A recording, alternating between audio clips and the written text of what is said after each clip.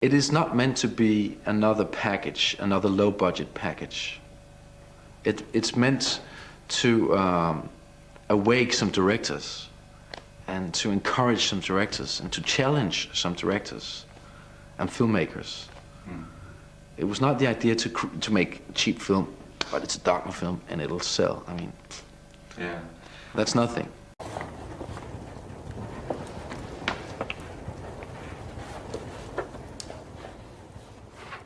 There are 10 rules for making a Dogma 95 film. You must shoot on location using lighting and props found on site, with only handheld cameras. There can be no non-diegetic music or sound effects, like sound must never be produced apart from the image. And the plot should resist normal narrative action. Du skal jeg kraftedeme sige dig noget, du! Det er dig, der pakker det her tøj! Og det er det med isbælteren!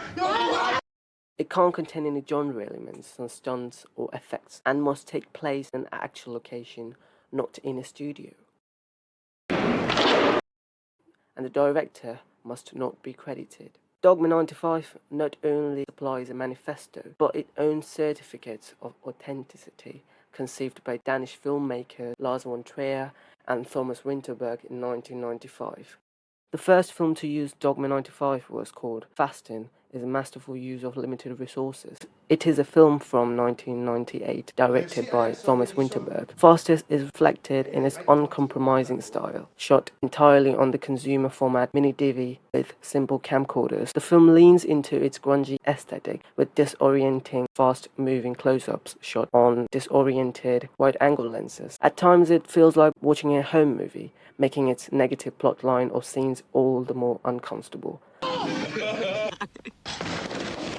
Winterberg's strict interpretation of the Dogma rules extends to post-production. Moments throughout the film, dialogue lines cut when the shot changes, a sign that the audio from one shot has not been laid under the other. These things lead to a potentially uncomfortable viewing experience.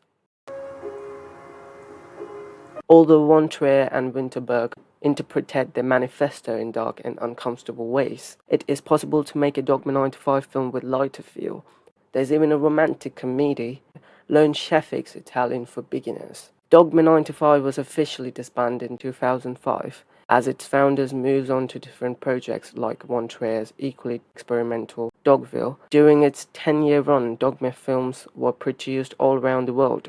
31 official Dogma films were made, including French, American, and Argentinian productions. Its stripped-back style was further developed by filmmakers like Harmony Korine, and in the age of low-budget digital production, its guerrilla filmmaking has become commonplace. But with its carefully balanced blend of aesthetic and narrative transgression, Dogma 95 holds a special place in cinema history.